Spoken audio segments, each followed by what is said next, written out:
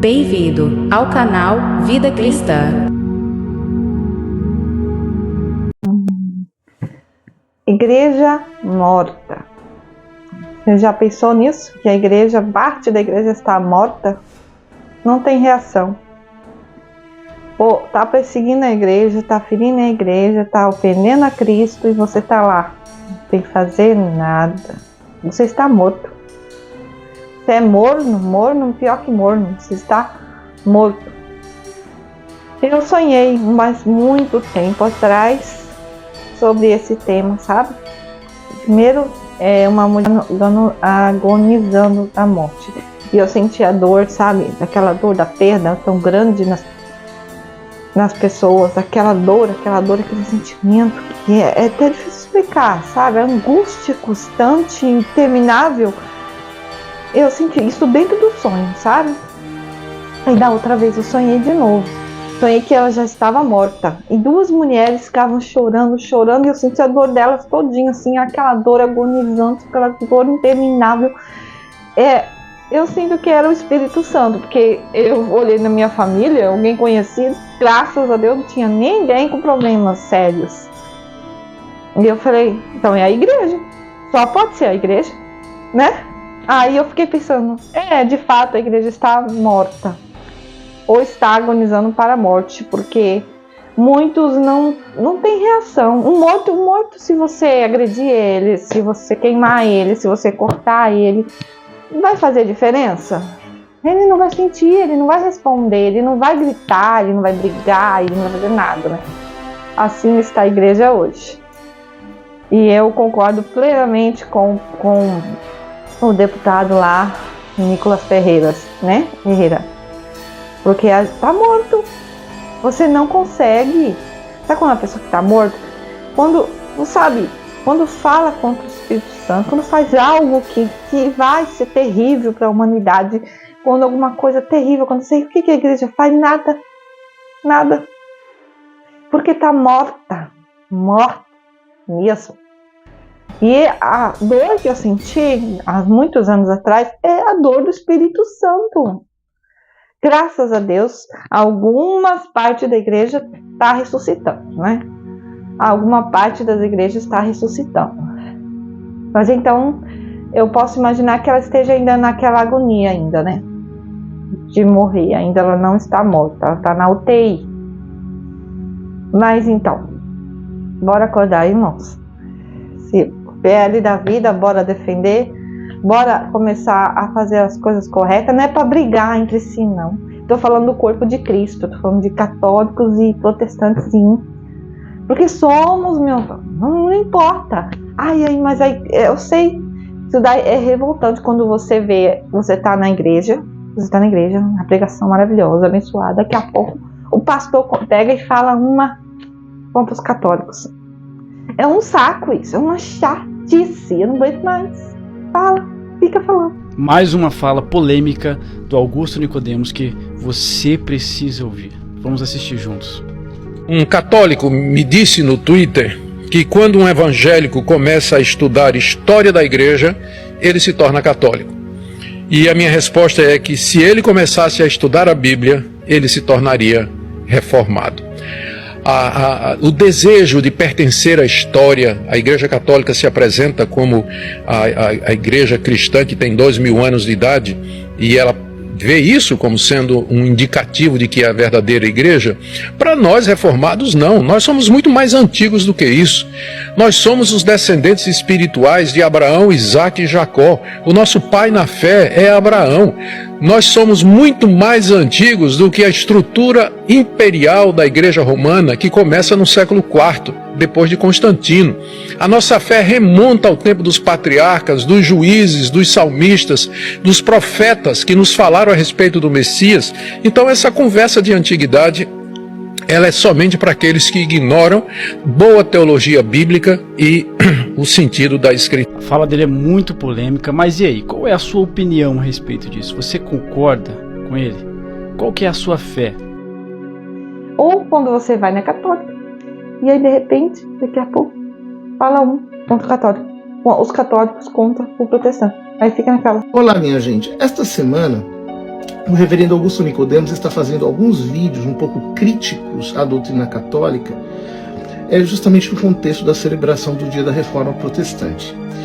Um deles, ele está na frente da Basílica de São Pedro, e ele diz que a Reforma rejeitou o papado e colocou em seu lugar as Escrituras como fonte de fé e moral exclusiva e, portanto, como aquela que resolve todas as controvérsias. Isso é uma grande falácia, porque, na verdade, a Reforma criou as maiores controvérsias que até hoje nunca se resolveram, vivem se dividindo entre si. Mas não só isso. Se um fiel qualquer quiser chegar na sua denominação fazendo o livre exame das Sagradas Escrituras, como propunha Lutero, o que vai acontecer é que ele vai ser excomungado. Por quê? Porque eles trocaram o poder papal, ou o magistério papal, pelo magistério local do pastor, da congregação, da convenção, do Supremo Concílio. E trocaram a tradição da igreja pelas suas tradições teológicas, por exemplo, consolidadas nas estatutas de Calvino, nas profissões de fé, etc. Isso não passa de um joguinho de palavras por detrás do qual não há nada.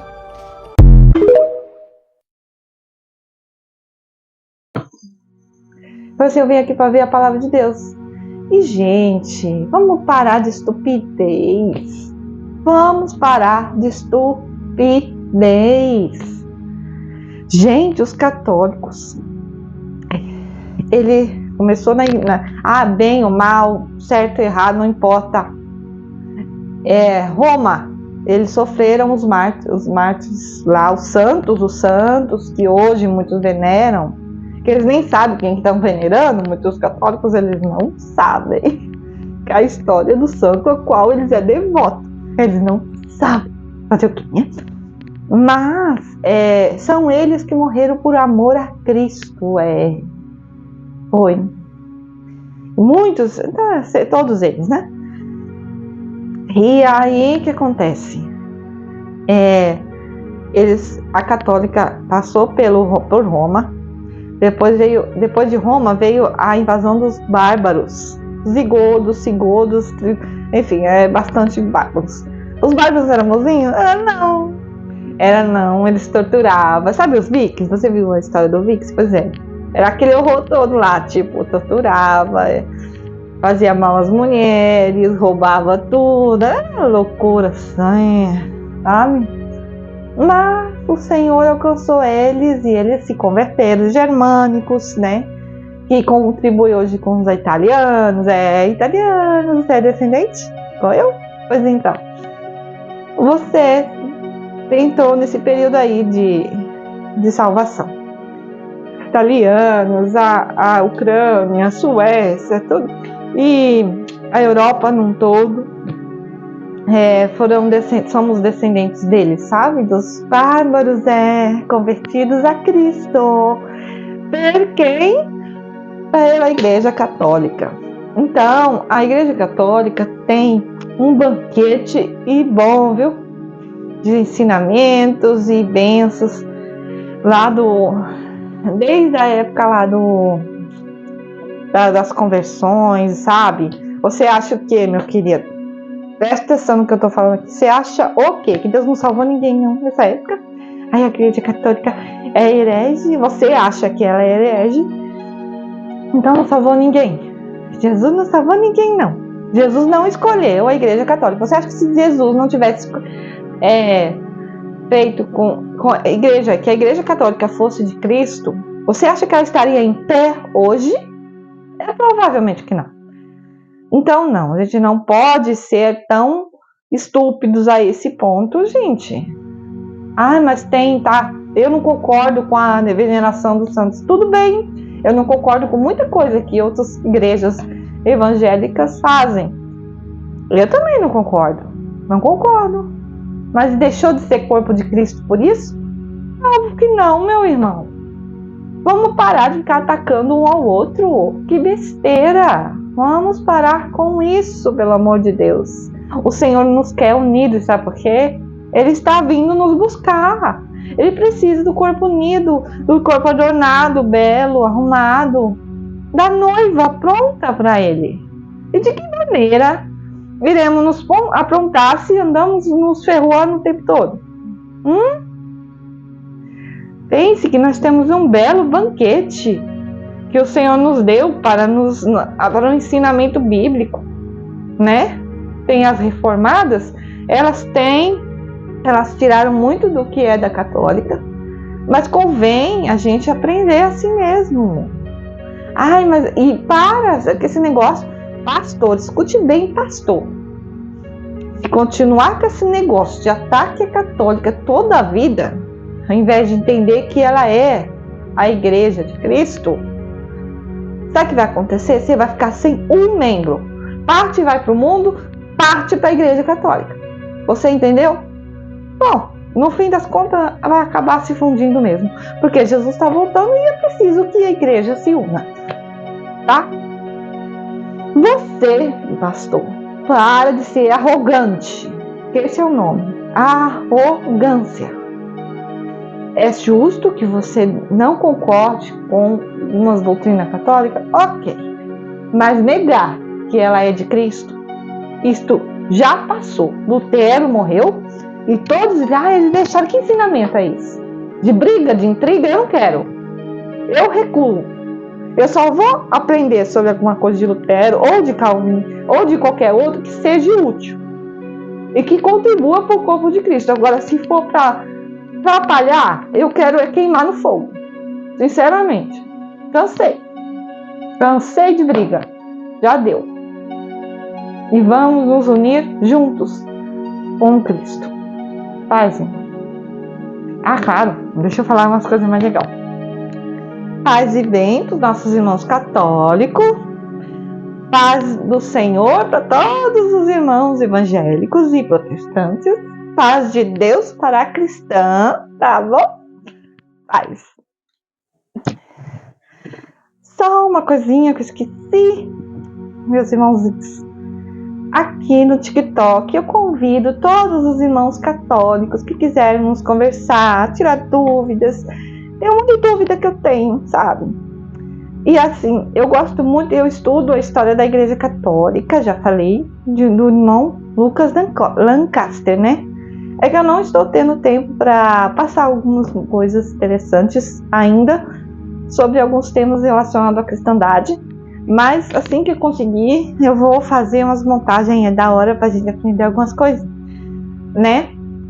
Então eu vou pedir aí aos nossos irmãos do TikTok, Camila Católica, os nossos irmãos lá, Voz do Deserto, mais a mulher dele, que é a Júlia, que é muito inteligente, ele, aí, e que mais?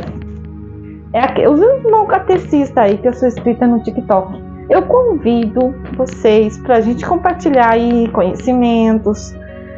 Eu gosto muito de aprender sobre a igreja, de falar de Cristo, e eu gosto muito.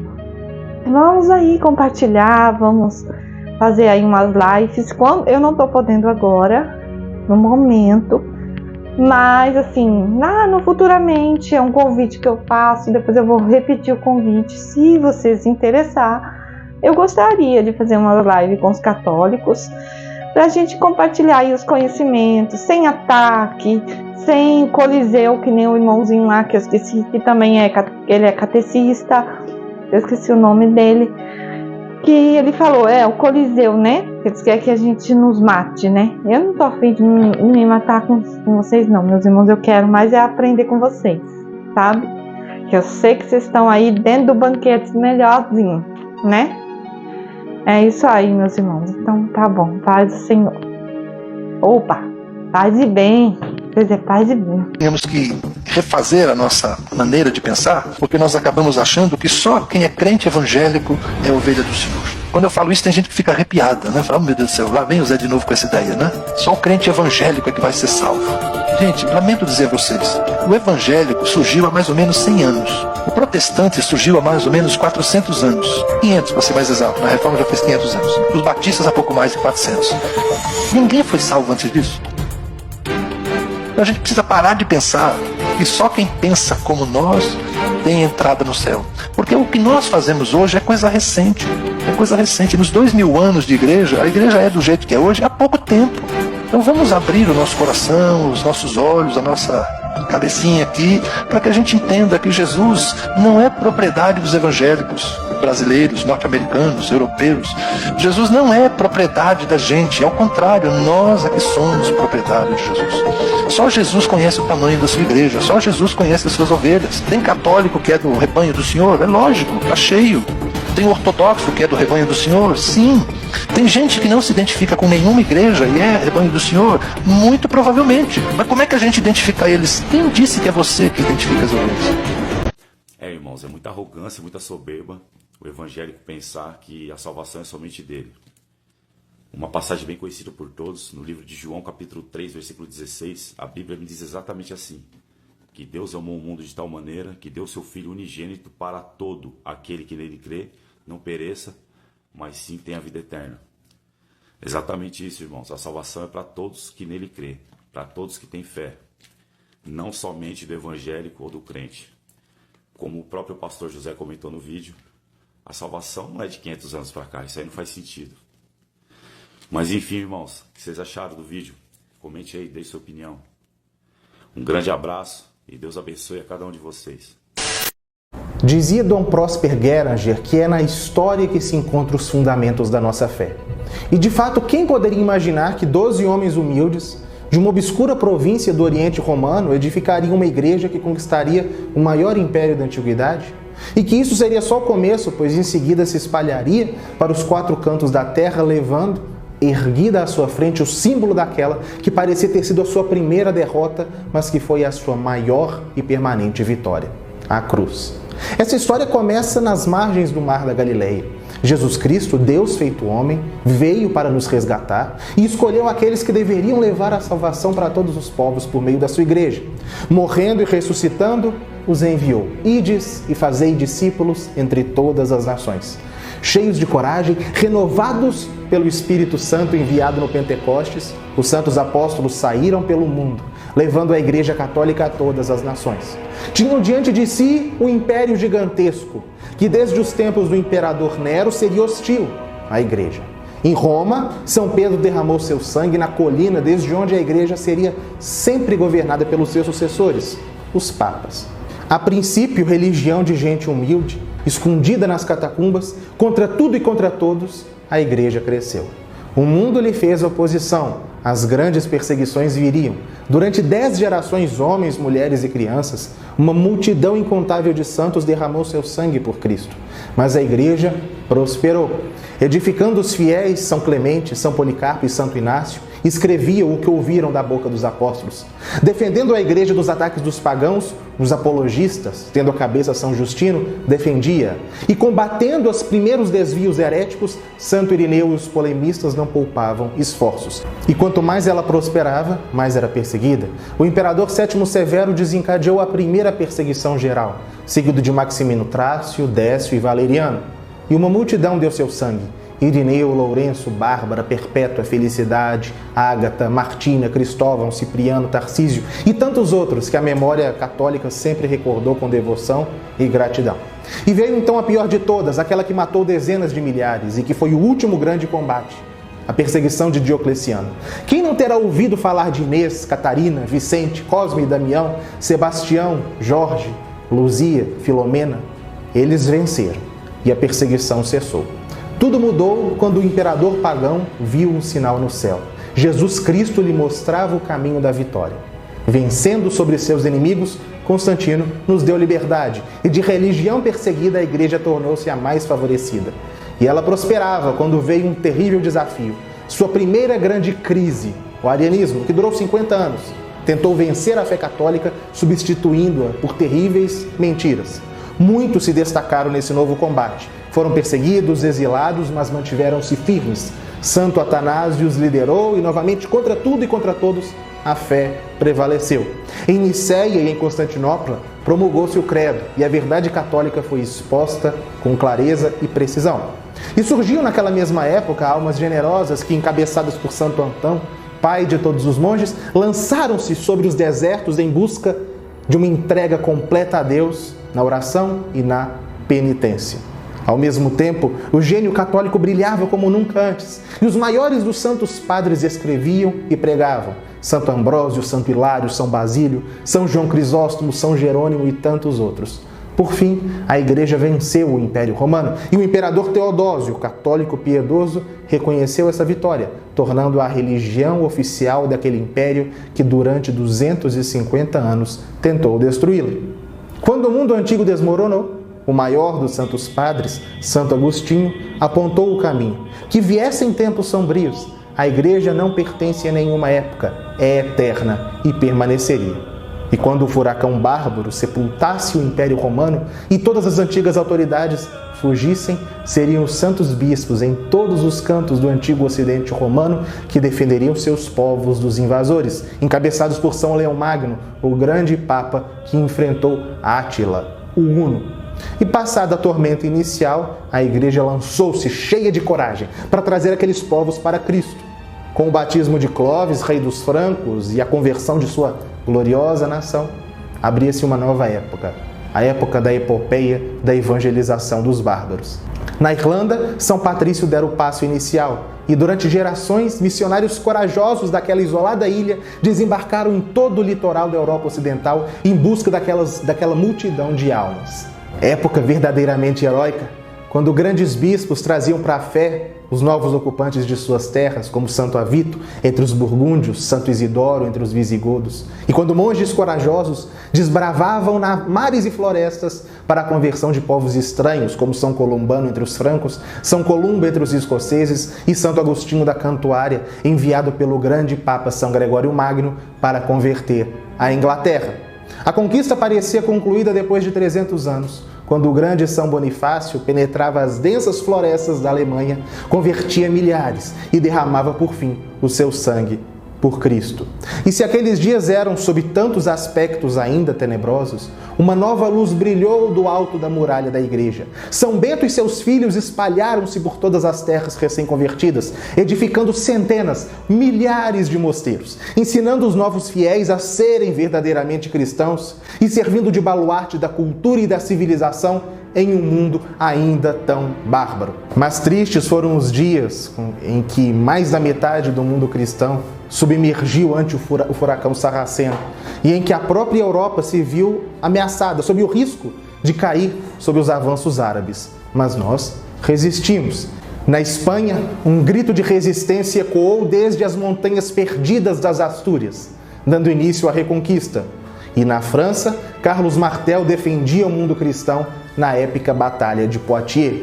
Ao final do 8º século, um homem foi escolhido pela Igreja para liderar a grande obra de reconstrução da civilização.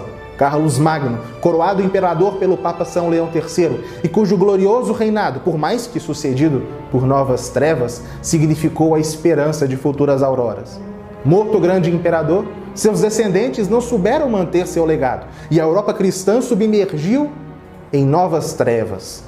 Papas corajosos como São Nicolau Magno e João VIII tentaram impedir o colapso, mas não bastou. A anarquia feudal precipitou o mundo cristão em conflitos intermináveis, novas e piores invasões vindas do norte devastavam o que restava da civilização e a igreja mesma pareceu mergulhar naquela crise, com muitos de seus membros, desde os simples fiéis até os sucessores de São Pedro, dando tão maus exemplos. Mas Deus não abandona a sua igreja, e desde o mosteiro do sudoeste francês renasceu o espírito de verdadeira reforma. E assim, os monges de Cluny renovaram a vida religiosa, novas ordens foram fundadas, e grandes bispos como São Pedro Damião e Santo Anselmo reformaram o alto clero. E sob o heróico Papa São Gregório VII e com seus grandes sucessores, Urbano II e Alexandre III, a reforma consolidou-se no papado, que renasceu forte e santo. Enquanto isso, a sociedade cristã... Espero que tenham gostado do meu vídeo. Muito obrigada por ter assistido o meu vídeo. Compartilhe, inscreva-se, dê o like, comente aqui embaixo. Que Deus os abençoe. Até o próximo vídeo e tchau!